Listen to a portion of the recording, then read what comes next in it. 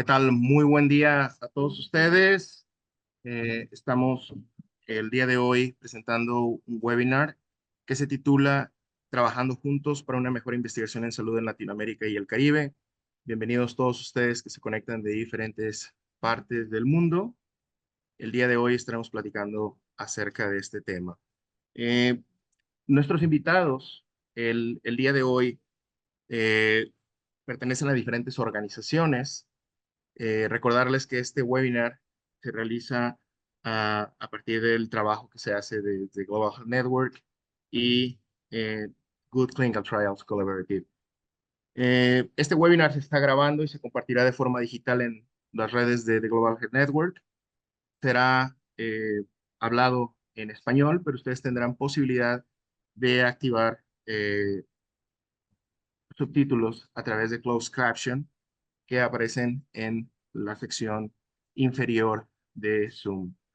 Eh, Ustedes pueden también utilizar la función de Q&A con la cual podrán estar enviando preguntas a los panelistas que estarán participando en la sesión del día de hoy. Esperamos sus preguntas y comentarios a lo largo de esta sesión, ya que tendremos un espacio para la discusión entre panelistas. Los ponentes nos acompaña el doctor Ludovic Reves, que es asesor regional sobre gestión de la investigación en salud de la Unidad de Ciencia y Conocimiento para el Impacto en el Departamento de Evidencia e Inteligencia para la Acción de la Organización Panamericana de la Salud. Él es médico en formación con una maestría en epidemiología clínica y un doctorado en salud pública. Doctor Ludovic Reves, bienvenido. Tenemos también como parte de nuestros panelistas el doctor Carlos Burger, que es abogado y doctor en ciencias jurídicas y sociales, y es coordinador del Comité de Ética Central del Ministerio de Salud de la provincia de Buenos Aires. Es docente universitario de bioética y ética en investigación en universidades públicas y privadas de Argentina y ha realizado consultoría para la UPS en materia de contratos y seguros en la investigación clínica de la región y actuó como revisor del documento para acreditar los comités de ética emitidos por la OPS. También nos acompaña la doctora Mabel Berrueta, que es médica especializada en pediatría y terapia intensiva pediátrica, con un magíster en efectividad clínica de la Universidad de Buenos Aires y una beca del programa SISMI de la Universidad de Tulane, financiado por el NIH de los Estados Unidos. Actualmente es directora del Departamento de Investigación en Salud de la Madre y el Niño en IEX y coordinadora de la Unidad de Estadística y Manejo de Datos y Sistemas de Información. También nos acompaña dentro de este área de panel de discusión el doctor Luis Gabriel Cuervo, que es asesor principal de investigación para la salud de la OPS. Es médico especialista en medicina familiar, epidemiólogo clínico y estudiante doctoral en la Universidad Autónoma de Barcelona. Ludovic y Luis Gabriel trabajan en la Unidad de Ciencia y Conocimiento para el Impacto de la OPS. También nos acompaña el encargado, jefe de el área de desarrollo de e-learning y teaching de Global Health Network, que es Fernando Rubinstein, y también es colaborador del Instituto IEX en Argentina. Me presento, yo soy Nesual Pili Delgado Figueroa y también me desempeño como director de investigación en salud en la Secretaría de Salud en Jalisco y también soy profesor universitario de la Universidad de Guadalajara. Ahora que ya he presentado a todos, estaremos pasando a nuestra agenda. Nuestra agenda estará hablando acerca de la capacidad institucional, la resolución, la cual nos estará hablando el doctor Ludovic Reves sobre el fortalecimiento de los ensayos clínicos, buenas prácticas en los comités de ética y eficiencia de la protección de los derechos en los procesos de evaluación por parte del doctor Carlos Burger, y la importancia de la gestión de los datos de ensayos clínicos aleatorizados en salud materno-infantil por la doctora Mabel Berrueta. Y finalmente estaremos hablando acerca de ensayos clínicos de importancia de salud pública y algunas de las recomendaciones que vienen vertidas en el documento del manual de Good Clinical Trials Collaborative. Muchísimas gracias y bienvenidos. Paso, bueno, antes que nada, agradecer a todas las personas que se han registrado en este webinar. Ha sido una participación muy fabulosa de todos. Gracias por registrarse y participar en estas actividades de Global Health Network. nuestras redes sociales, página web y pasamos a la primera presentación con el doctor Ludovic Reves. Bueno, muchas gracias, Netza, y permíteme un segundo. Bueno, la idea del día de hoy es hablar muy rápidamente sobre algunas estrategias para fortalecer los ensayos clínicos, para proveer evidencia de alta calidad sobre las intervenciones de salud y mejorar la calidad de la coordinación de la investigación. Esto es eh, algo que nosotros llamamos el túnel de la evidencia y que quería muy brevemente presentar, y es la importancia que se tiene en todo el ecosistema de investigación y evidencia. Y es que primero tenemos lo que nosotros llamamos este bloque de indagación sobre la evidencia. En este bloque como tal están los estudios experimentales, los estudios observacionales, pero también toda la información sobre encuestas nacionales, vigilancia de salud pública, recopilación de datos rutinarios y hoy en día además todo lo que se tiene de Big Data, es decir, todo lo que nos da datos como tal. Luego tenemos un segundo bloque que es la síntesis de evidencia, donde están las revisiones sistemáticas y bueno, otro tipo de formas de síntesis de evidencia. Y todo esto nos lleva posteriormente a los productos de la evidencia, donde tenemos síntesis de evidencia para políticas, guías, evaluaciones de tecnología, decisiones de cobertura, evaluaciones económicas, listados esenciales de medicamentos, etcétera. Pero esto para decir que para llegar allá arriba necesitamos obviamente todo el componente, lo que está abajo. Entonces, esto es algo que es esencial. Puedo enfocarme entonces en el tema de ensayos clínicos y una muy rápida generalización de números. Estos son datos sacados sobre publicaciones de PubMed, sobre ensayos clínicos en todos los países de la región, de América Latina y del Caribe. Y como ven, hay alrededor de 2.373 de acuerdo a los filtros que se muestran acá. Obviamente estos son datos muy que incluyen publicaciones relacionadas con ensayos clínicos y puede haber otro tipo de publicaciones, pero de forma general nos da una idea del número de estudios de los que estamos hablando. Y el segundo nos habla de la plataforma de registro de ensayos clínicos de la OMS. Aquí hice una búsqueda por los 7 países que usualmente más producen estudios y ven que en el 2023 se registraron 2.225 estudios. La mayoría de ellos se hacen en fase 2 y fase 3. Pero para que ustedes se den una idea de la magnitud de los estudios que se van generando en la región. Eh, ¿Qué tipo de estudios se hacen? Se han hecho muchísimos estudios que evalúan las características de los diferentes tipos de ensayos clínicos que se hacen en la región. Aquí pongo algunos de ellos, de los cuales hemos participado de OPS y otros que se han reportado en la región.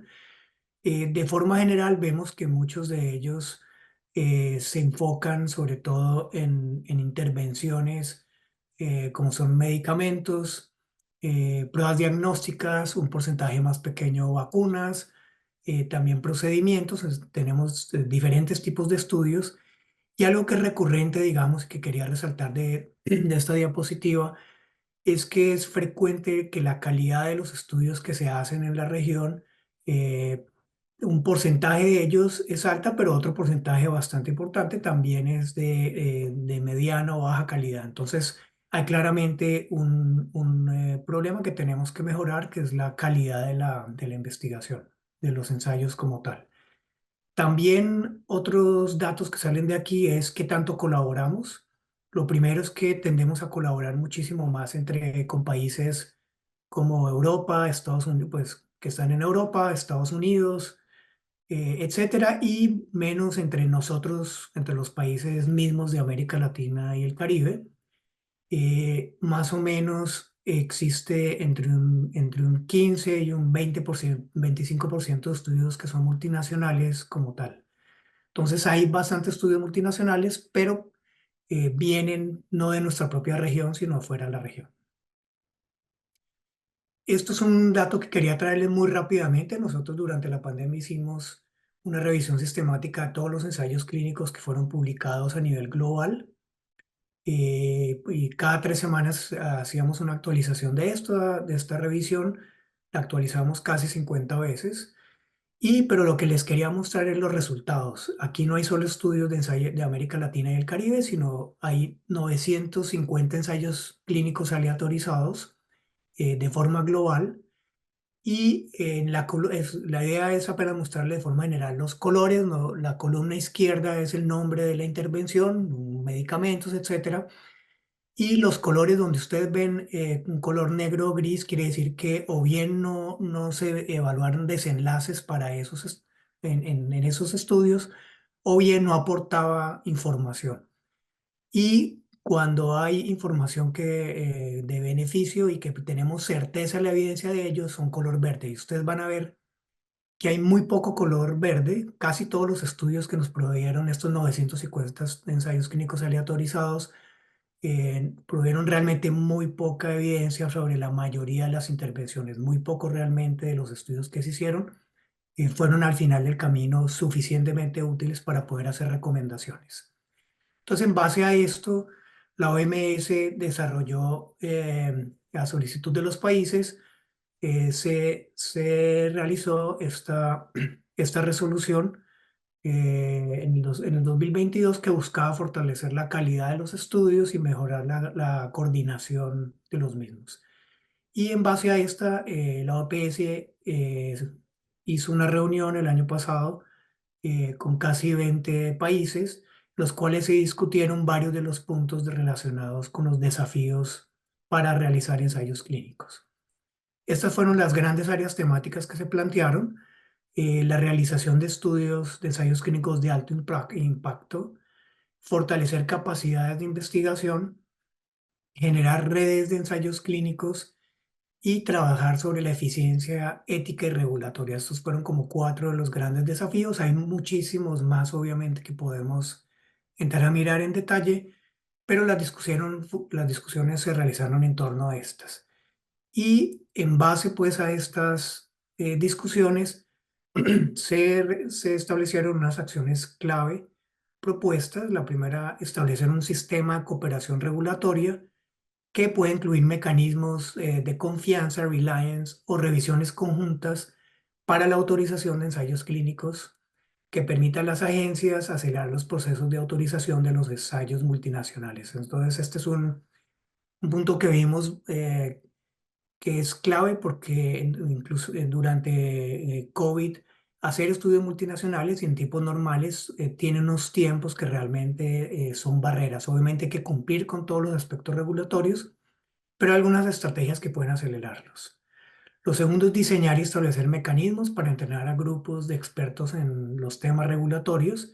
Es decir, mucho del entrenamiento y las capacidades van a fortalecer a los investigadores, las capacidades de los investigadores, de quienes están organizando los estudios, pero también consideramos que es clave conocer mejor los aspectos regulatorios, los aspectos éticos también, y ese es un punto clave que se estableció. El otro fue diseñar e implementar mecanismos para evitar procesos de revisión ética repetitivos de los estudios multicéntricos. Para esto es fundamental que los procesos de acreditación sean fortalecidos en la región. Y para esto pues hay una herramienta que se ha desarrollado en la región por la parte de la OPS, que pueden encontrar disponible. También crear una red regional para ensayos clínicos, y esto es un punto que es clave, y es cómo tenemos diferentes instituciones que cumplan con los requerimientos de alta calidad y que puedan, cumpliendo todos los requerimientos éticos y regulatorios, desarrollar estudios en diferentes tipos eh, de intervenciones, que no sean solamente farmacéuticas y dispositivos médicos, sino que vayan también procedimientos y otro tipo de estudios. También desarrollar y establecer un sistema novedoso de incentivos para los investigadores, las instituciones de investigación, los financiadores, para promover la investigación colaborativa. Y es que hemos visto que colaborar, todos queremos colaborar, pero ya cuando entramos a colaborar en concreto, aparecen una cantidad de barreras y hay una cantidad de incentivos que hacen que se favorezca la investigación más individual que la investigación colaborativa. Entonces tenemos que trabajar mejor en identificar y generar estos incentivos para que haya realmente colaboración y particularmente colaboración entre nuestros propios países. Y diseñar e implementar políticas para retener el talento humano relacionado con la investigación, considerando no solo a los investigadores, sino también a los demás profesionales que tienen un rol clave en la realización de los ensayos clínicos. Estas son algunas de las acciones propuestas. Hay muchísimos otros temas que se discutieron, como por ejemplo desarrollar sistemas de información para facilitar, digamos, el recabar y colectar los datos en los estudios. Eh, También, digamos, fortalecer todos los aspectos regulatorios relacionado con el uso de muestras y de compartir muestras y compartir datos como tal. Fortalecer ensayos clínicos en poblaciones como niños y como embarazadas, porque muchas veces se terminan luego utilizando una gran cantidad de intervenciones en estas poblaciones sin que realmente haya investigación específica que se haya hecho y se empieza a usar de forma masiva. Y así sucesivamente una gran cantidad de temas, pero bueno, quiero dejar un poco más de tiempo para la discusión y voy a parar ahí. Muchísimas gracias. Muchas gracias, doctor Ludovic, por su presentación. En este momento, el siguiente panelista será el doctor Carlos Bulger. Bueno, muy buenos días, muy buenas tardes. Mi agradecimiento por la convocatoria a charlar este tema, que como bien explicó Ludovic, fue parte de la agenda de la reunión de OPS en Brasil. El tema de la eficiencia y la evaluación de los comités de ética resulta fundamental en un sistema en el cual sabemos que el puntapié inicial para el desarrollo de una investigación clínica internacionalmente acordado por todos los consensos y el régimen legal vigente en cada país es justamente el trabajo de los comités de ética, razón por la cual entendemos que es necesario realizar acciones que permitan una eficiencia de su trabajo, pero sin descuidar la protección de los derechos. Ese es un objetivo fundamental de los comités de ética que en ningún momento debería ser dejado de lado. Entonces, vamos a tratar de movernos en esta pequeña charla en algunos conceptos vinculados a lo que es la eficiencia, la buena práctica de un comité de ética, para proponer algunas posibles estrategias que permitan mejorar la actividad de los comités, ¿no? Cuando hablamos de la eficiencia, estamos hablando de la capacidad que poseen los comités de ética, pero particularmente disponer los medios para poder cumplir con el proceso de evaluación.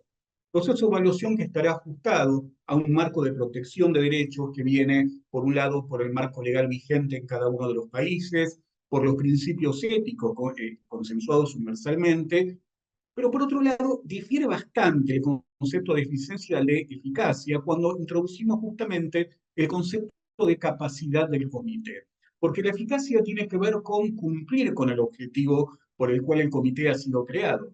Mientras si nosotros a eso sumamos el concepto de eficiencia, estamos indicando que es necesario que el comité posea la capacidad suficiente de medios que le sirvan para cumplir su función, que es quizá el aspecto más importante a reforzar. Uno de los temas que siempre preocupa a los equipos de investigación y también a los laboratorios, a los patrocinantes, es la variable tiempo. Es decir, que los tiempos que son requeridos más de una vez para el inicio de un proyecto, los tiempos requeridos por la ciencia, por la investigación, a veces no coinciden con la práctica habitual de un comité de ética, que eso es un tema que hay que mejorar, obviamente, pero la protección y promoción de derechos, como su principal función en los comités de ética, es algo que queda fuera de la discusión. Queremos decir que cuando hablamos de eficiencia no podemos por esto implicar mejorar procedimientos que vayan en contra de los principios fundamentales que rigen la función. Se trata, por sobre todas las cosas, mejorar ese trabajo, sobre todo evitando lo que decía Ludovic, esta posible reiteración de las evaluaciones, la duplicación, multiplicidad de esfuerzos, que en definitiva, mayor tiempo en la evaluación no implica mayor tiempo. Esto es algo que los comités deben tenerlo en cuenta, como si también los usuarios de esos sistemas de evaluación. Cuanto a la buena práctica en comités de ética, sabemos que casi todos buscan alinearse en las normas ICH, sabemos también que los consensos éticos internacionales implican la responsabilidad de todas las instancias del comité, no solo de quienes realizan la evaluación de los estudios, sino también de las secretarías administrativas. ¿Bien? Debe existir un principio de responsabilidad en la función desde la persona que recibe el paquete regulatorio para su evaluación por parte del Comité de Ética hasta quienes tienen la función específica de la evaluación metodológica y científica. El tema de la acreditación obviamente es fundamental, porque la acreditación implica otorgar, el registro, la acreditación implica otorgar por parte de la entidad acreditante, que será el Estado nacional o quien corresponda en cada país, una garantía de cumplimiento de las funciones por parte del Comité de Ética. Se trata de el principio de acreditación no es solamente registrar, es certificar por parte de la entidad acreditante que ese comité cumplirá con sus funciones tal como le fue encomendada en sus procedimientos operativos, como si también, en base a lo que nos dice la ley y los consensos éticos. Pero bien, como decía Ludovic, hay países en los cuales aún no han logrado una instancia de acreditación y sí se han organizado, por ejemplo, en posibles redes de comités, lo cual no es lo mismo, porque la red de comité tendrá su valor para lograr consensos entre determinados comités, pero no da esta acreditación de calidad que justamente es lo que buscamos a través de un mecanismo de acreditación. El primer punto a tratar entonces es las responsabilidades que hay en el proceso de acreditación.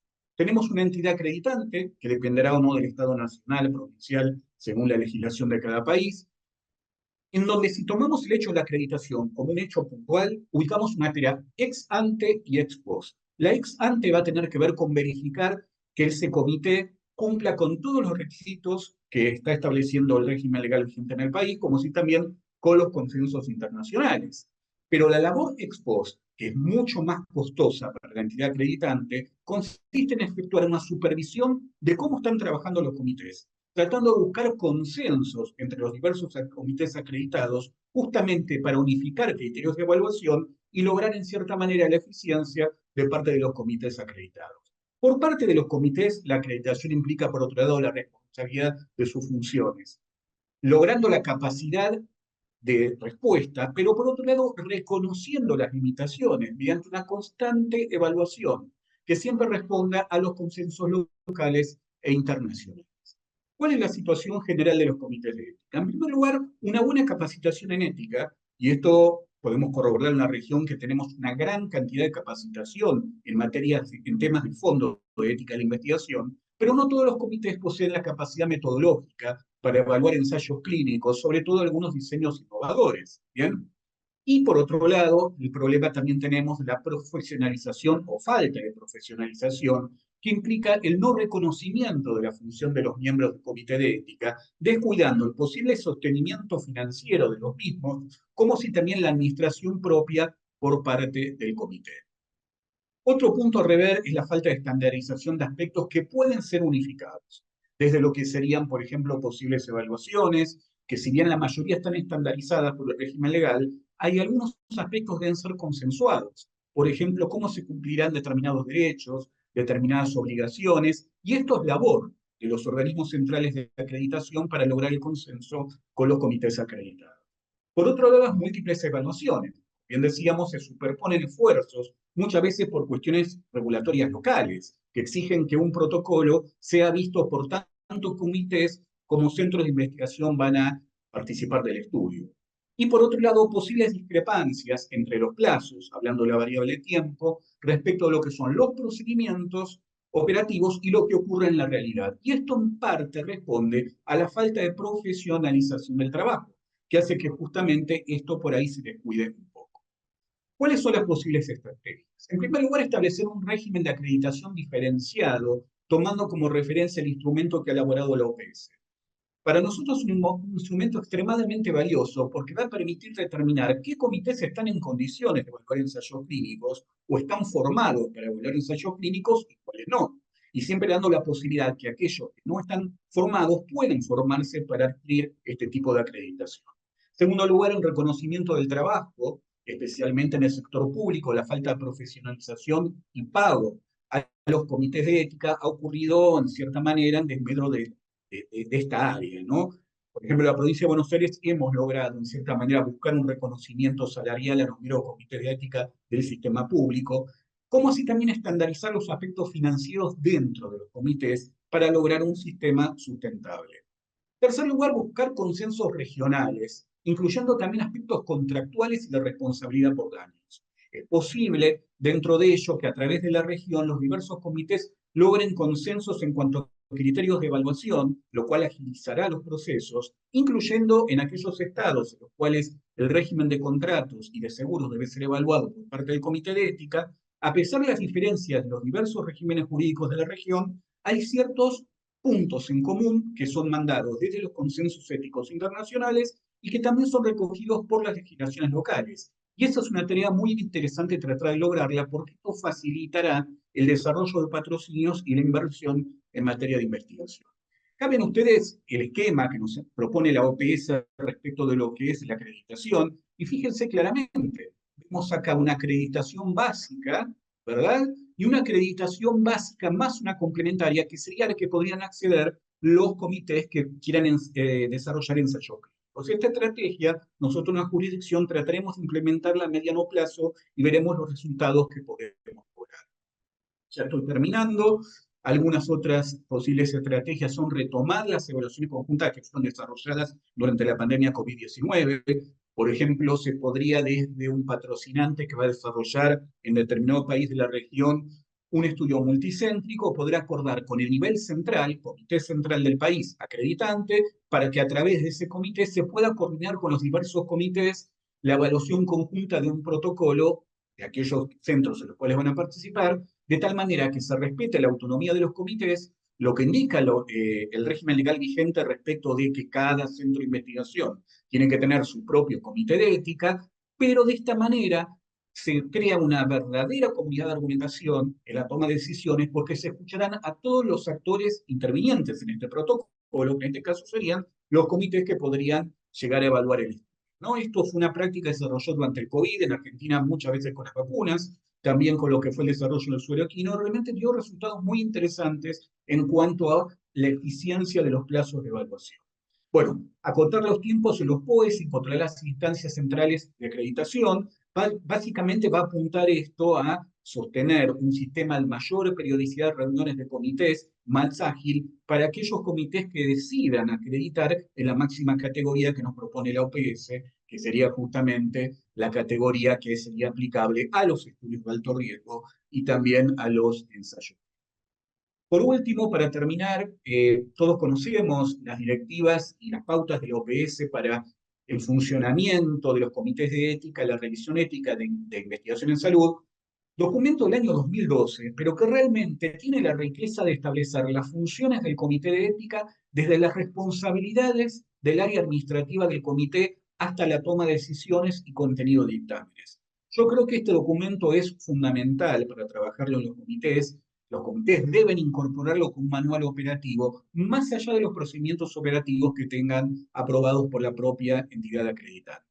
Porque, reitero, es un documento muy interesante al fijar responsabilidades tanto para el área administrativa del comité, para el archivo, la gestión de protocolos, la recepción de documentación y también en el proceso de evaluación, contenido de los dictámenes y la fundamentación de los dictámenes de evaluación, bien sea en forma positiva o negativa. Razón por la cual, estandarizando los procesos de esa manera, podría ser una estrategia que serviría a lograr esta eficiencia sin descuidar la evaluación de los protocolos conforme a pautas éticas internacionales, locales y, obvio, de la mano de una correcta evaluación científica por la profesionalización de los comités que van a evaluar ensayos clínicos, ya que la mala ciencia nunca puede ser ética, ¿bien? Y desarrollar un protocolo de investigación sin principios éticos genera resultados realmente en contra de los derechos de los participantes y la ciencia no puede permitirse ese tipo de cosas. Muchas gracias. Dejo el contacto del Comité de Ética por cualquier duda y, bueno, aguardo el debate. Muchas gracias. Gracias, doctor Carlos Burger. A continuación, tendremos la presentación de la doctora Mabel Berrueta. Bueno, perfecto. Bueno, muchas gracias por la invitación y por traer a esta webinar el tema de gestión de datos en los ensayos clínicos. Primero comenzar por decir que en el campo de la investigación clínica, la gestión de datos tiene un papel crucial para asegurar el éxito y la precisión de un ensayo clínico. Hay muchas definiciones. Una que suelo usar que es el desarrollo, la ejecución, la supervisión de planes, políticas, programas, prácticas, para controlar, proteger, entregar y mejorar el valor de los datos y todos los activos de información que hay en un ensayo clínico. Lo cual habla de que es un proceso o que son varios procesos, muchos de ellos encadenados, aquí algunos graficados desde el desarrollo de un plan de manejo de datos antes de comenzar, antes de ejecutar un ensayo clínico, el diseño de instrumentos para recolectar los datos. Estamos yendo hacia la tendencia de la captura electrónica de datos, pero teniendo en cuenta que esta tecnología debe cumplir con requisitos regulatorios aplicables, ofrecer características de sistemas flexibles, configurables, escalables y auditables. Luego diseñar y establecer la base de datos. Nuestro equipo en IEX utiliza REDCap. También hemos implementado ensayos clínicos en OpenClínica. Estos sistemas deben cumplir con regulaciones, buenas prácticas clínicas, GDPR y FDA, en el caso de que estemos evaluando medicamentos o dispositivos. Diseñar un plan de validación, implementar las reglas en esos sistemas para hacerlos realmente inteligentes. Entrenar a todo el equipo que va a estar involucrado con la gestión de datos en el ensayo clínico y en los distintos sitios, la adjudicación de datos, la verificación en terreno, verificando datos fuentes, la limpieza continua de datos. La revisión del ciego se aplica para finalmente, cerrar la base, revisar el ciego, si es que aplica, y cerrar esa base y enviarla a archivo, análisis o a entidades reguladoras. Para todos estos procesos y ensayos clínicos que siempre son, o en su mayoría, multipaís o multicéntricos, se necesita de un equipo, ¿sí? Y ese equipo debe ser multidisciplinario y con expertise. Acá les presento el equipo de IEX. Ellos son gestores de datos, bioestadísticos, especialistas en ciencias de datos, analistas y especialistas en tecnologías de la información. ¿Y por qué necesitamos un equipo tan grande? Porque no nos limitamos a esos procesos. Acá hay una lista inmensa y podemos continuar desde el manejo y conciliación de todos los eventos adversos hasta la gestión de documentación, registros y contenidos. Y para que cada uno de estos procesos, core y no tan core, se puedan realizar, se necesitan otro tipo de recursos, sistemas de información, distintos softwares para visualización, necesitamos distintos lenguajes de programación para poder llevar adelante la conducción y el monitoreo de estos estudios. Y siempre en el marco de las buenas prácticas clínicas, pero sin dejar de lado que se necesita un flujo de trabajo robusto, comprobado, auditable y seguido por procedimientos estandarizados. Entonces, estamos hablando de una compleja ingeniería de manejo de datos, pero que no es imposible.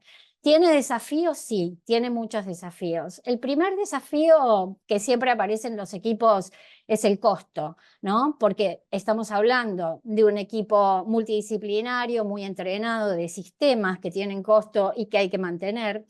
Pero además estos equipos tienen que poder estar capacitados para lidiar con grandes cantidades de datos, se requieren sistemas y herramientas muy robustas, y a su vez, la complejidad de los datos en los ensayos clínicos va cada vez creciendo más y se necesitan modelados, simulaciones en tiempo real para proporcionar información confiable durante la conducción de un ensayo y tomar las decisiones más rápidas. Esto reduce tiempo de desarrollo, reduce costos, reduce fracasos. Para eso el equipo tiene que estar muy entrenado y tener gente con esa capacidad para poder lograrlo. Lo mismo que rigurosas medidas de control de calidad para lidiar con los errores, con las inconsistencias y los datos faltantes y terminar con una base de datos de alta calidad. Lo mismo que cambios en el estudio a mitad de camino, esto es muy frecuente, lo habrán vivido, bueno, implica amendments de protocolo, enmiendas de protocolo, consentimientos, pero también cambios en los sistemas, entonces estos sistemas tienen que estar listos para cambiar muy rápidamente para no hacer perder tiempo al ensayo. Y por último, pero no menos importante, sistemas y equipos que tengan siempre presente la privacidad, confidencialidad de los datos, la seguridad y puedan manejar el acceso solo a personal autorizado. Entonces, ¿es posible? Sí, nosotros creemos que es posible a través de equipos académicos entrenados, con experiencia, que pueden centralizar la gestión de datos de estos grandes ensayos clínicos multicéntricos. Pero hay otros desafíos y que quizás no tienen a veces que ver con el equipo que centraliza el manejo de datos, pero sí con los sitios donde hay que implementar estos ensayos. Y hablamos de países en desarrollo. Los grandes desafíos son, no tenemos ahí infraestructura, los recursos son limitados, ya Carlos y Ludovic hablaron de los desafíos regulatorios y las consideraciones éticas que debemos mejorar en los países en desarrollo, pero también tenemos oportunidades, las oportunidades de que en estos países las poblaciones de pacientes son diversas, con factores genético-ambientales y de estilos de vida únicos, lo que va a proporcionar datos valiosos para implementar allí una investigación. Ni hablar de la gran cantidad de participantes para estos ensayos. Son menos costosas en estos países porque hay costos quizás más bajos en personal, instalación, aspectos logísticos y el acceso a necesidades médicas no cubiertas es lo que los caracteriza. Entonces, deberían ser elegidos porque esta es la oportunidad donde ir a estudiar nuevos tratamientos e intervenciones en las áreas donde más se necesitan. Y la gran oportunidad de poder dejar esa capacidad instalada que en estos países están faltando. Y si subimos un escalón más y hablamos de salud materna, que es lo que mi equipo sobre todo se dedica, que es diseñar y conducir ensayos clínicos durante el embarazo, y nos encontramos con más desafíos. Los primeros tienen que ver con los ensayos que se realizan en problemas médicos generales de salud pública suelen no incorporar a las mujeres, a las personas gestantes, o aquellas que fueron incorporadas y luego se embarazan, son discontinuadas, pero y en aquellos que podemos realizar durante el embarazo, puede haber desafíos como el enrolamiento y la retención en un tiempo o una condición que tiene una ventana de tiempo estrecha. Además de poder lidiar con los cambios fisiológicos del embarazo y efectos potenciales sobre las concentraciones de drogas que van a evaluarse en este periodo. Pero hay otro tipo de desafíos. La baja inversión en investigación en salud materna, esto afecta negativamente a tener capacidad académica para conducir estos ensayos y falta de equipos con esta capacidad, sobre todo en salud materna, y ya lo comentó muy bien Carlos, los comités de ética también suelen tener poca experiencia, no solo en ensayos, sino también en todos los problemas éticos relacionados con embarazo, lactancia y niñez. Pero hay soluciones, sí, siempre hay oportunidades, digo yo, ¿no? Y la mayoría de los ensayos en salud materna se centran en, o están centrándose en la reutilización de medicamentos ya existentes que tienen distintos perfiles de seguridad que son bien conocidos. Pero también hay otras intervenciones que no son medicamentos y que tienen que ver con la implementación de intervenciones en el cuidado clínico. Y ahí está la oportunidad de los ensayos clínicos de efectividad e implementación. Nuestro grupo ha llevado adelante varios ensayos clínicos de este tipo en Latinoamérica, en Asia, en África. Hemos realizado la gestión de datos de todos estos ensayos en forma descentralizada desde Argentina, manejando en gran parte de los ensayos virtualmente a los equipos y fortaleciendo capacidades y sistemas en estos países con pocos recursos, pero en donde más necesitamos tener respuestas y evidencias. Uno de los ensayos que les traigo no fue en Latinoamérica, pero lo traigo como ejemplo. Fue un ensayo randomizado por conglomerados, llevado adelante en Zambia y en República Democrática del Congo, para aumentar el tamizaje para sífilis y el tratamiento de las mujeres positivas en la primera visita de control prenatal. Se incluyeron más de 40.000 participantes, todo el manejo de datos se hizo desde Argentina, y el gran desafío que teníamos en este estudio era que la captura de datos debía ser en papel, y no había equipos locales para poder ingresar los datos a un sistema, ni siquiera poder implementar sistemas. ¿Qué hicimos? Establecimos el centro de datos en Argentina, adecuamos todos los procedimientos para que sean estandarizados, auditables y en marcos regulatorios para hacerlo desde Argentina, pero al mismo tiempo entrenamos un equipo de gestores de datos y de especialistas en sistemas de información locales, y establecimos un centro de datos en la Universidad de Kinshasa. Esto es un ejemplo de cómo podemos implementar, aunque haya grandes desafíos, ensayos clínicos en países en desarrollo, pero dejar además capacidad instalada para los siguientes estudios. Y para finalizar, me gustaría dejar 3 mensajes. La gestión de datos sí, es importante, es de importancia crítica para el éxito de los ensayos y también para generar la evidencia científica que más se necesita, y sobre todo en esta población, personas gestantes y niños.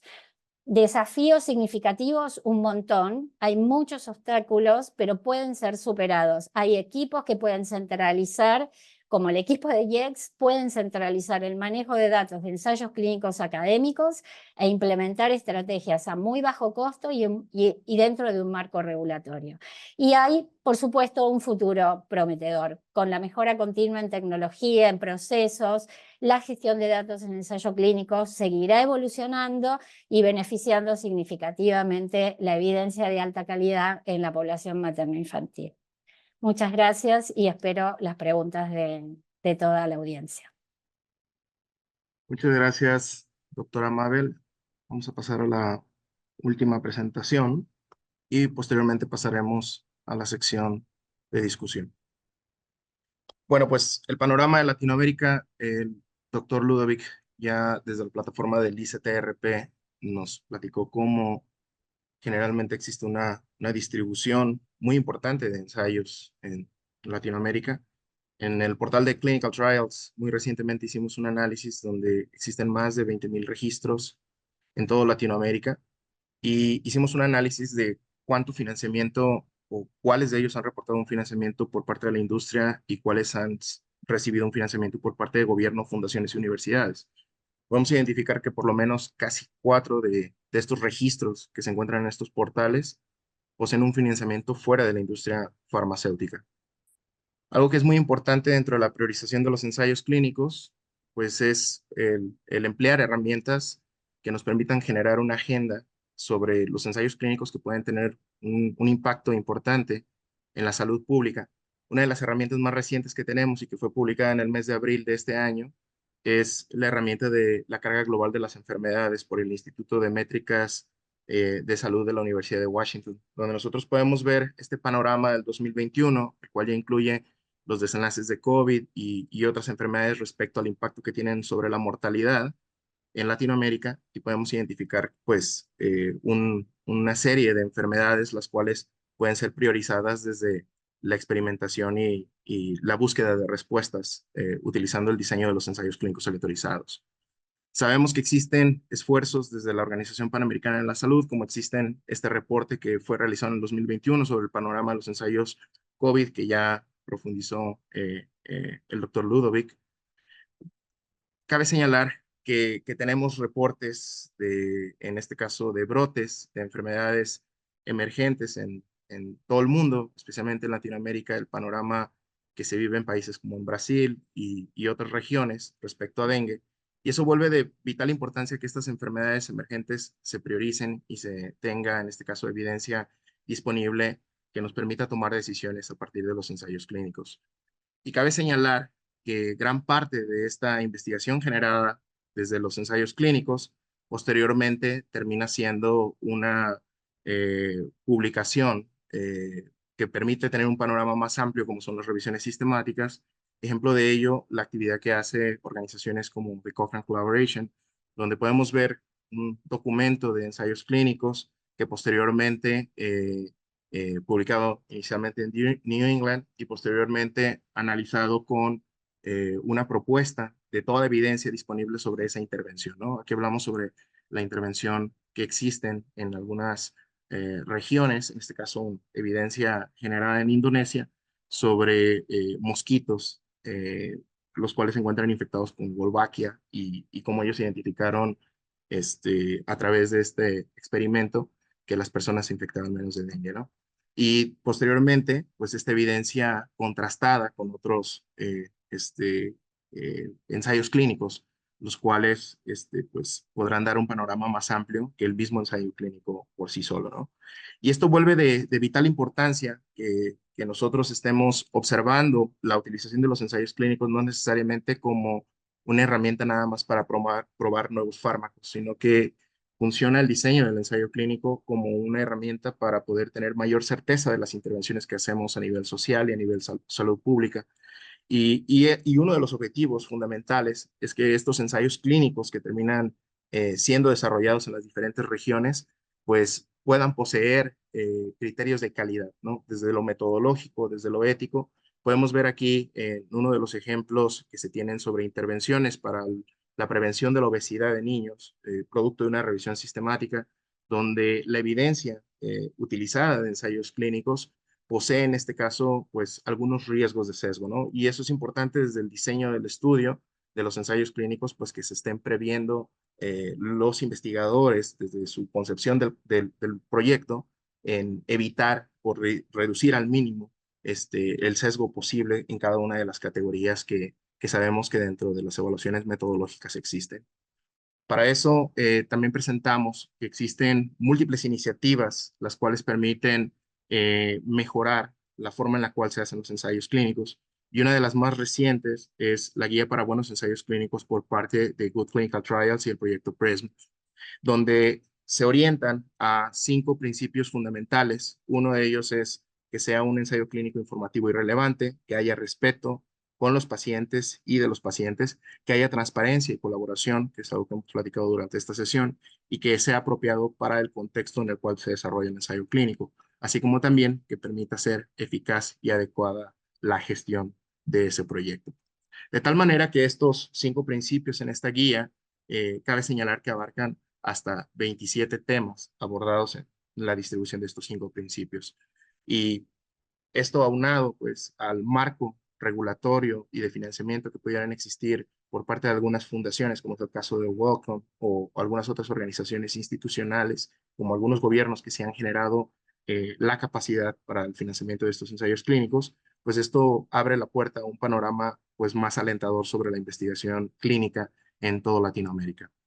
Una de las opciones que nosotros tenemos para generar, en este caso, capacidad institucional, es el proveer de e-learnings, de webinars como este que estamos nosotros hospedando desde Global Health Network, con el objetivo de que todo el mundo estemos hablando de ensayos clínicos y de cómo podemos mejorar la capacidad institucional y mejorar los mismos ensayos clínicos que benefician a nuestra población.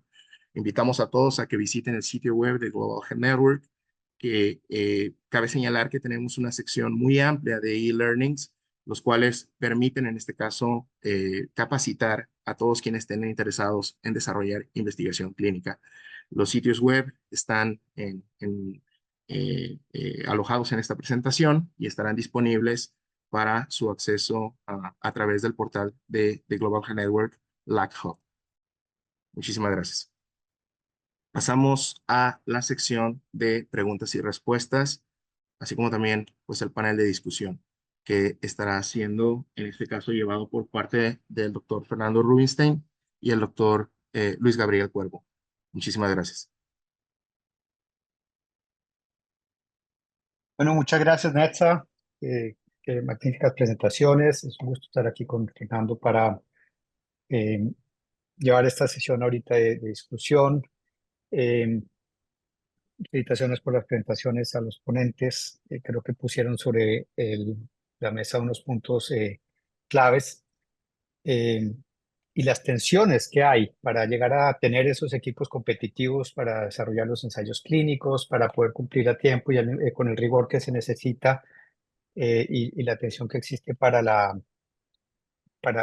digamos, contestar a la necesidad y demanda que hay de esta investigación. Fernando, ¿quieres tú comenzar con los puntos que quisieras abrir para la discusión? Muy bien. Muchas gracias, Gabriel. ¿Se me escucha bien? Ok, perfecto. Bueno, muchísimas gracias a todos, la verdad, por las excelentes exposiciones. Muchísimas gracias, Netza, por la coordinación y tu última exposición. Muchísimas gracias a GCTC y al Global Health Network por este evento que creemos que es importante. Es un primer evento de, espero, muchos, en los cuales podamos seguir discutiendo cómo mejorar la calidad de investigación en Latinoamérica, no solo de los ensayos clínicos, sino también de otro tipo de estudios que uno pueda ir desarrollando en diferentes países. Creo que hay algunos puntos interesantes, si bien el auditorio no estuvo muy animado en escribir sus preguntas en el preguntas y respuestas, pero voy a empezar por una primera que hizo Carla Duque, que dice que cuando hablamos de redes regionales para ensayos clínicos, ¿cómo podemos tener en cuenta las políticas bioéticas en cada país? Y dice, ciertas legislaciones hacen que este tipo de estudios sean muy costosos y por ende hacen que el país se excluya de este tipo de actividades. Creo que la primera parte de la pregunta va más para Carlos Burger, pero cualquiera de los exponentes, los participantes puede dar su opinión. Carlos. Sí, gracias. Bueno, sí, en realidad hay una parte que tiene que ver con lo que estuvimos hablando, que es la parte ética y legal. No hay tantas diferencias, ¿bien? No hay tantas diferencias. Por ejemplo, si uno toma lo que son los consensos éticos internacionales, Declaración de Helsinki, y todos los posteriores instrumentos que se han emitido a nivel internacional, por lo general, los países los han incorporado sus propias normas internas, por ejemplo, adoptando estos mismos principios como derecho vigente en el país. Los países que no lo tienen incorporado el derecho interno, obviamente puede ser por referencia a esas normas o consensos éticos internacionales directamente a que ese es el consenso sostenido por la comunidad científica y además por la comunidad de ética en general. Podría haber diferencias en algunas cuestiones regulatorias muy puntuales. No las hay, por ejemplo, cosa que realmente es así, en materia de responsabilidad por daños, en materia de seguros, en materia contractual, porque todos parten de la idea de la existencia de una responsabilidad por quien pone en práctica el ensayo clínico y cómo se protege a la persona. Razón por la cual esas cuestiones son perfectamente unificables dentro de la región. El problema que hay es tener principalmente dentro de cada país un sistema de acreditación del comité, que esto permitirá garantizar a los usuarios de los sistemas de evaluación las funciones que cumple el comité y que ese ente acreditante obviamente mantenga los comités actualizados y que logre consensos en los criterios de evaluación. A ver, si no tenemos un sistema de acreditación dentro de un país, podemos apelar a muchísimas normas internacionales, a los consensos éticos internacionales, pero nos falta una parte fundamental en el proceso de evaluación. ¿Bien? Razón por la cual, si logramos que todos los países involucrados en la región, el desarrollo de ensayos clínicos, posean un sistema de acreditación de comités y donde las normas, por ejemplo, todos estamos muy de acuerdo con los consensos que ha propuesto la OPS en muchísimos temas, desde lo que es catalizar lo que se aprendió en la pandemia, los sistemas de acreditación. Si ese consenso está a nivel regional, lo que nos está faltando desde el punto de vista bioético es un sistema de acreditación con todas las responsabilidades que implica la acreditación de comités. ¿Bien? Es mantener actualizados los comités, lograr consensos dentro del país, lograr consensos desde los comités centrales o entes acreditantes a nivel internacional, y el régimen legal vigente más o menos es muy similar en toda la región. Muchísimas gracias, Carlos, por la respuesta. Creo que de las varias preguntas que surgen de los formularios de registro, hay muchas preguntas realmente interesantes y algunas específicamente iría dirigidas a alguno de nuestros exponentes. Una de las preguntas es, ¿cuáles son los grandes retos para la investigación en colaboración en Latinoamérica y el Caribe? ¿Y cómo uno los debería abordar? Ludovic habló de este tema en particular, de que particularmente la falta de o la reducida colaboración de los distintos ensayos clínicos que se desarrollan en la región. ¿Cómo podríamos mejorar esto? ¿Cómo abordaríamos esas limitaciones o esos retos? Gracias, Fernando, y bueno, gracias por la pregunta. Empecemos un poco de pronto con qué sabemos. Cuando miramos esos estudios en la diapositiva que yo les presenté de las características de los estudios que ya se han hecho, ahí que vemos que cuando hay estudios multinacionales, usualmente vienen muy frecuentemente de parte de la industria, ¿sí? Y vienen hechos desde el diseño y parte del desarrollo viene hecho desde los países como Estados Unidos, como Europa. Y cuando se hace una evaluación de la calidad del reporte de esos estudios, se encuentra que tienen, digamos, un menor riesgo de sesgo. Quiere decir, en general, la calidad de los estudios que se hacen tiende a ser un poco mejor en el reporte como tal. Hay luego una segunda etapa, una segunda parte que son algunos estudios multinacionales que vienen de la academia y que eso sí nacen más, o bien también de instituciones que vienen de países con alto nivel de ingreso, pero también encontramos algunos que vienen de los países de nuestra región y principalmente hay una pregunta ahí que hace la doctora Carla también sobre cuáles son los países que más investigación producen, más ensayos clínicos. Son Brasil, México, Argentina, Colombia, Chile, Perú. Son como los países, digamos, que están ahí de primeros. Luego viene Cuba, Ecuador, pero bueno, esos son más o menos los países. Entonces, pero el punto al final del camino es que cuando vamos a evaluar los estudios que son hechos multinacional, de forma multicéntrica y multinacional, son estudios mucho más complejos que salen de prioridades realmente claves cuando son de nuestra región y que son, digamos, prioridades más de la industria que viene cuando vienen desde afuera. Entonces, si yo estoy en una institución, soy un investigador que quiero hacer ensayos clínicos, ¿qué puedo hacer para fortalecer concretamente o cómo puedo organizarme mejor? Entonces, algo que hemos visto es que existen una gran cantidad de redes ya. O sea, si ustedes entran a mirar ahí redes de investigadores que hacen estudios en cáncer de tal cosa, redes de estudios que hacen investigación en perinatal. Entonces, hay grupos de instituciones que de forma formal e informalmente se han venido consolidando en la región y fuera de la región también de forma más global. ¿Qué necesitamos nosotros? Fortalecer y armonizar mejor y hacer protocolos genéricos para poder trabajar más conjuntamente y planear mejor, establecer prioridades conjuntas. Obviamente el tema del financiamiento es absolutamente clave, sobre todo para los estudios que generamos nosotros.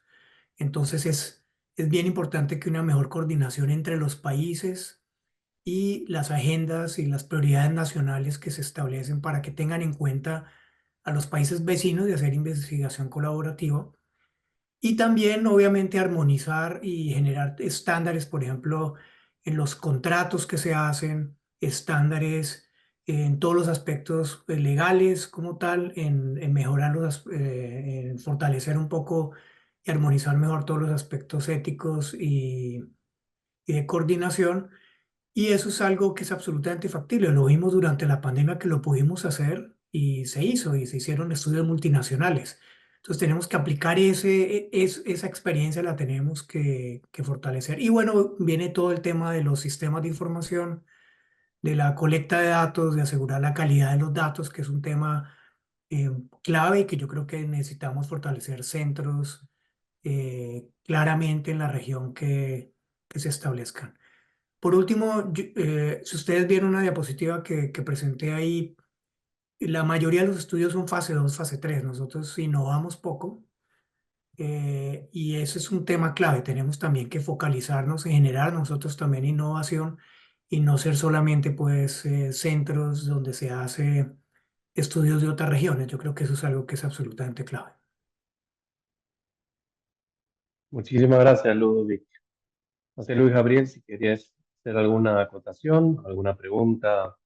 Gracias. Sí, le voy a pedir a los panelistas de pronto algunas recomendaciones viendo lo que planteó Carla en las preguntas, por ejemplo, de la dificultad que hay de conciliar diferentes estándares y lo que planteó Nesta de la relevancia, el respeto, la colaboración, de esas recomendaciones de buenas prácticas. Me parece que es claro que hay una tensión entre lo que es ideal tener y lo que es indispensable tener. Entonces, si pueden hacer para las personas que están acá, que hacen parte de equipos, que se están consolidando para ser súper competitivos, para participar en este tipo de redes, pues cómo hacen esto, si tienen alguna recomendación puntual. Y quiero darle un contexto particular a esto, y es parte del éxito de la colaboración Cochrane, por ejemplo, o lo que lo distinguió fue la participación de los beneficiarios de las revisiones sistemáticas en definir las preguntas, en definir los desenlaces, en ver la pertinencia, ¿no? Y estaba pensando cómo ese tipo de contexto aplica aquí a los ensayos clínicos y a toda esta parte de revisión ética de utilización de sistemas de salud. ¿Qué recomendaciones tienen ustedes para consolidar equipos que traigan esas perspectivas de quienes van a beneficiar de la información y quienes participan en el proceso? Entonces, dejo abierto para quien quiera meter la cuchara, bien sea desde la parte ética, desde la parte operativa, desde la definición de estándares. ¿Qué reacciones tienen? Sí, bueno, puedo empezar yo. Creo que es una excelente pregunta, Luis, y creo que es el gran desafío que tenemos en la región, ¿no? Poder crecer en forma más colaborativa, pero a su vez reforzar el entrenamiento y las capacidades para llevar adelante estudios que son complejos, porque un ensayo clínico, si bien toda la investigación clínica está regida por por el mismo marco regulatorio y ético, exactamente el mismo, los ensayos suman una complejidad un poquito mayor que hace que se frustren los equipos o queden en el camino, o esto sea solamente puede ser sostenido por la industria farmacéutica. Y yo creo que hay muchos equipos académicos en la región que podemos llevar adelante ensayos clínicos, solo que no nos conocemos o no estamos armando esta red, en donde es posible, más allá de la complejidad y la rigurosidad, y que creo que así como Ludovic explicó también cuáles son estas prioridades en las cuales tenemos que trabajar. Bueno, en cada una de esas prioridades creo que los que trabajamos en esto deberíamos estar sumándonos para contestar esta pregunta, que yo no tengo una respuesta para tu pregunta, pero sí creo que hay un proceso en el cual debemos involucrarnos para que quien quiere investigar se forme para investigar, quien quiere hacer parte de la gestión de datos se pueda formar para hacer una gestión de datos estricta, robusta, y todo eso en gran colaboración. Creo que en la región trabajamos mucho en islas, lo dijo Ludovic, más con los países de afuera que con los países de adentro. y quizás cambiando ese paradigma, creo que podemos ir hacia el éxito y bajar un poco la frustración de los equipos que queremos hacer investigación en la región. Gracias, Mabel. Gracias. ¿Algún otro comentario? Sí, dos palabras de lo que se mencionó desde el punto de vista ético. Yo creo que está el recurso, al menos humano, con el cual poder trabajar. Hoy en día tenemos muchísimas formas de comunicación entre países que vienen con un desarrollo mayor en la evaluación ética que pudiesen orientar o asistir a grupos en formación.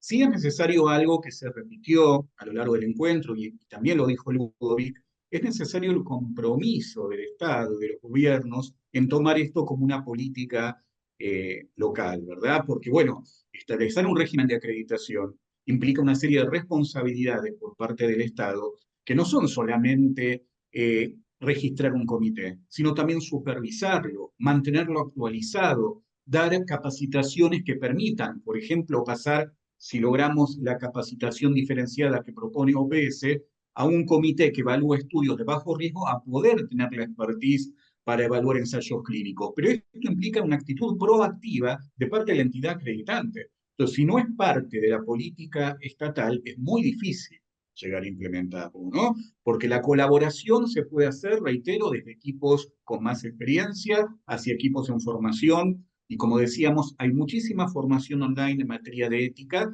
Quizá tenemos que ser más específicos en algunas demandas que implican los ensayos clínicos con diseños más innovadores, pero si no está el acompañamiento de la política estatal y no se toma como una política, al menos la acreditación de comités de ética, es un problema, ¿bien? Con lo cual es un tema a trabajar desde el punto de vista internacional, ¿no? Pero bueno, la colaboración siempre está desde los equipos con más experiencia hacia cualquier información en la región. Muchísimas gracias. No sé si algún otro de los panelistas quiere hacer algún comentario. Hay algunas preguntas interesantes en preguntas y respuestas. Una pregunta bastante provocativa de Ricardo y su dieta es: ¿qué están haciendo los organismos internacionales, tales como OPS y OMS, para combinar a los gobiernos para financiar la investigación en salud?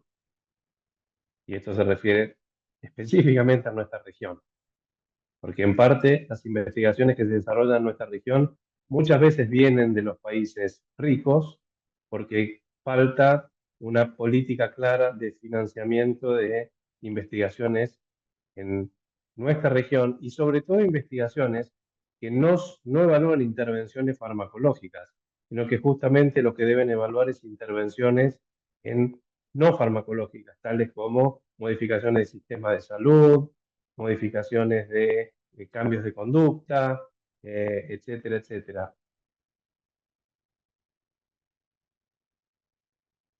Sí, tal vez ahí, bueno, ese es el tema, ¿no? Yo creo que es un tema absolutamente clave y algo que hemos visto, y Luis Gabriel, yo creo que tienen esto muchísima experiencia y de pronto puede complementar, aunque esté moderando, es que las agendas y las prioridades, cuando se establecen agendas y prioridades de investigación en salud pública y también las agendas de ciencia y tecnología, que son más generales, pero sobre todo las de investigaciones para la salud, muy frecuentemente estas no hay un plan de implementación que se concretice con fondos.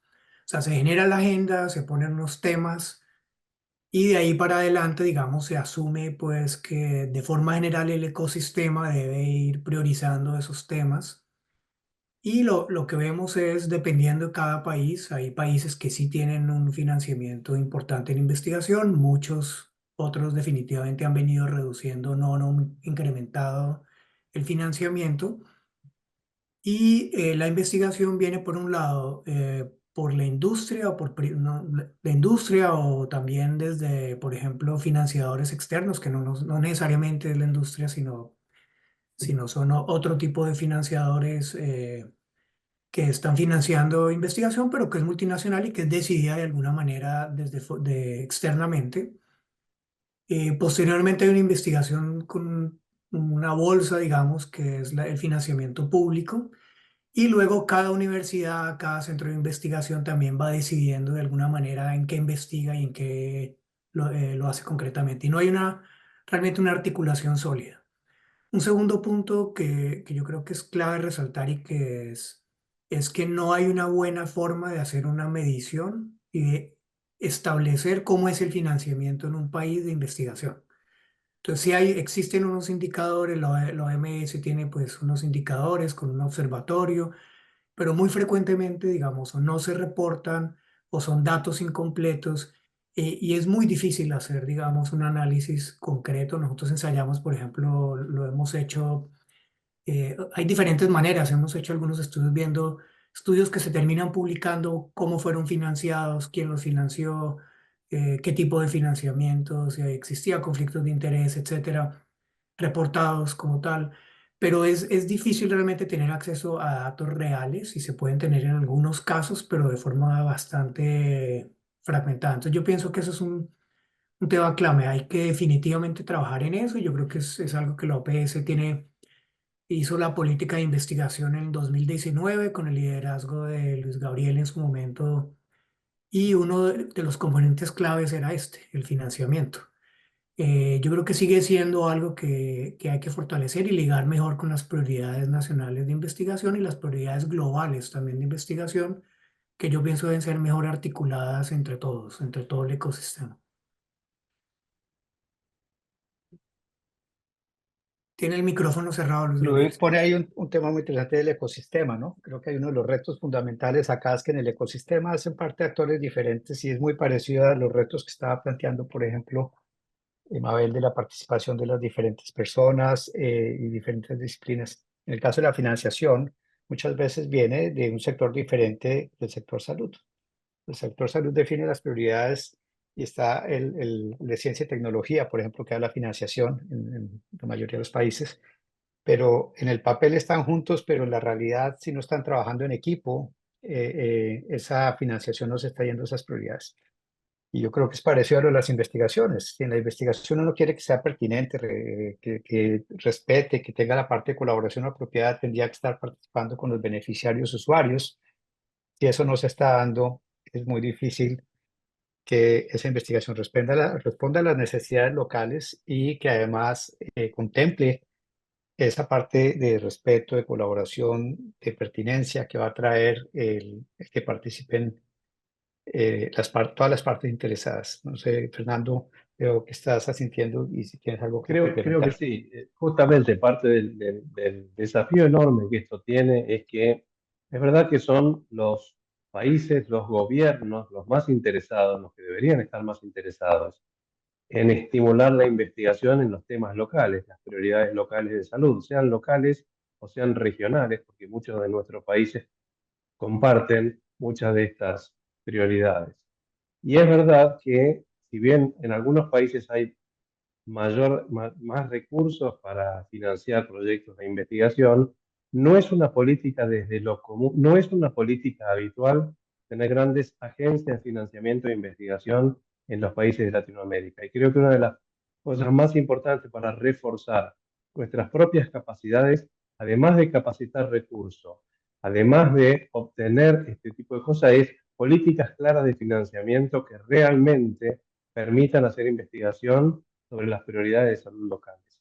Y esto es algo absolutamente necesario a desarrollar. No sé si estamos muy pasados de tiempo.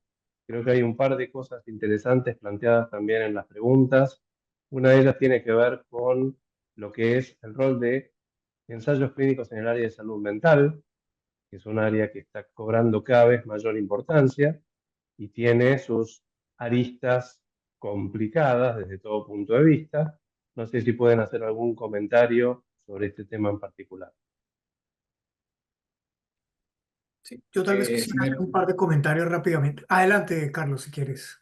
No, no, dale, Ludovic. No, es muy rápido y simplemente yo quería recalcar un par de cosas. Uno es que muchas veces las agencias se enfocan en medicamentos y dispositivos y quedan por fuera, no queda bajo el alcance de las agencias otro tipo de estudios, como son precisamente estudios que tienen que ver con comportamiento, con ciertos procedimientos. Entonces, definitivamente eso es algo que hay que ampliar. Y el otro tema que quería traer era un poco más relacionado con la colaboración y con la necesidad también, y creo que tenemos la capacidad desde la región de hacerlo y los países de hacerlo también, es usar nuevas tecnologías para precisamente fomentar estas redes. Nosotros ahora hicimos recién hace un mes una reunión sobre genómica humana e hicimos un mapeo de las diferentes redes que existen en genómica humana en la región. Y es como cuando uno destapa una caja, sí, que uno piensa, bueno, va a haber algunas redes y cada vez que uno abre sale, aparece otra, aparece otra, aparece otra, cada una muy específica en su tema, con sus instituciones, con sus investigadores, con sus grupos de trabajo, con sus financiamientos, cada uno por su lado. Entonces, yo creo que es, incluso usando el ICTRP de la plataforma de ensayos clínicos de la OMS, ahí están registrados todos los diferentes investigadores y centros e instituciones de investigación, los temas, y lo que hace falta es generar herramientas para poder decir, en salud mental en Brasil, tantos investigadores han hecho ensayos clínicos relacionados con estos temas. Ahí está la información, necesitamos es la inteligencia de los que saben ciencias de computación y invertir un poco en eso para organizar la información y luego fortalecer estas redes, acercar a las personas con ese tipo de tecnologías, porque son realmente miles y miles y yo creo que podemos hacerlo, pero necesitamos un apoyo, digamos, irnos a otros sectores más allá y pensar de forma innovadora. Gracias, Ludovic. No sé si quieren comentar algo sobre el tema de rol de No, ensayos clínicos en el área de salud otro tema, mental, salud no mental. farmacológica, sobre todo. El tema salud mental es un tema muy complejo desde el punto de vista regulatorio, sobre todo no tanto los estudios de bajo riesgo, observacionales, que un poco hablaba Ludovic, sino también los de alto riesgo, particularmente con posibles interpretaciones de la Convención Internacional de Derechos Personales con Discapacidad. Esto ha llevado a que muchos estados hayan puesto limitaciones en lo que es el ejercicio del consentimiento informado por parte de representantes de personas que no puedan decidir por un diagnóstico de salud mental que no les permita decidir, ¿no? Porque una cosa es que un paciente posee un diagnóstico de salud mental que no debe ser objeto de discriminación ni con ser discapacitada cualquier persona que tiene una patología de salud mental, sino aquella que realmente no son, ¿no? Y esto ha generado todo un debate a nivel internacional sobre cuál es el alcance de esta limitación, yo creo que hay que pensar mucho cuál ha sido la finalidad de este tipo de normas o restricciones, que es evitar la explotación y el abuso de personas que quizá por motivos de salud no puedan decidir. Pero de la misma manera que se pudo identificar el valor de incorporar a pacientes durante el COVID que quizá no podían decidir por estar internados en terapia intensiva, etcétera, ¿por qué no se toman los mismos parámetros en el caso de salud mental, atendiendo que puede ser una condición particular de la patología que se está estudiando?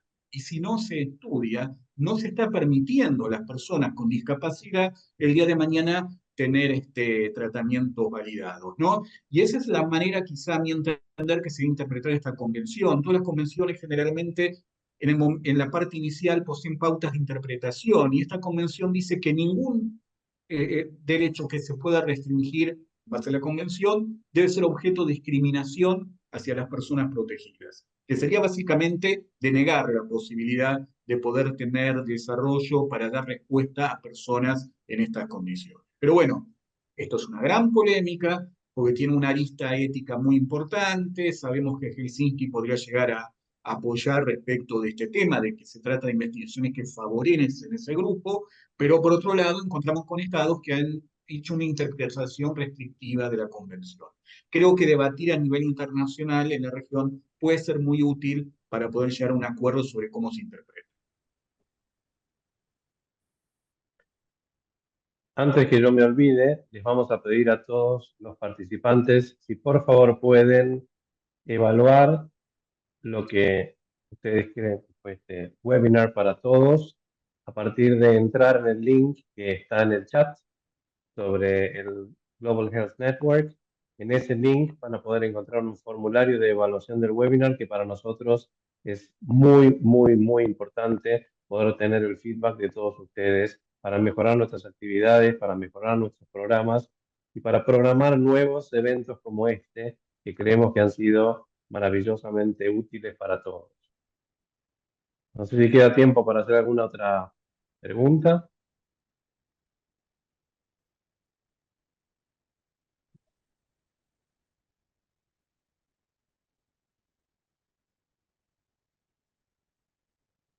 Netza, ¿tienes Hay una última pregunta que dice cómo se puede hacer para formar esta red de investigadores. Bueno, los invitamos a seguir en las redes tanto a IEX, a la Organización Panamericana de la Salud, al Ministerio de Salud de Argentina y sobre todo a The Global Health Network y a Good Clinical Trials Collaborative. Principalmente la actividad de webinars, talleres y e-learnings lo desarrollan tanto en su campus virtual, la OPS, como también, en este caso, de Global Health Network, en la sección de e-learnings y workshops. Los invitamos a suscribirse a los diferentes newsletters que existen, boletines que existen de estas organizaciones, y los invitamos también a seguir las redes sociales. Agradecemos a todos sus preguntas, sus comentarios. Agradecemos sobre todo a nuestros excelentes panelistas que nos acompañaron a lo largo de esta sesión. Seguramente estaremos teniendo algunas sesiones a lo largo del año donde los volveremos a invitar. Muchísimas gracias a todos los asistentes y nos vemos en la próxima sesión. Muy amables, gracias a todos. Muchas gracias Chao. a todos. Muchas gracias a todos.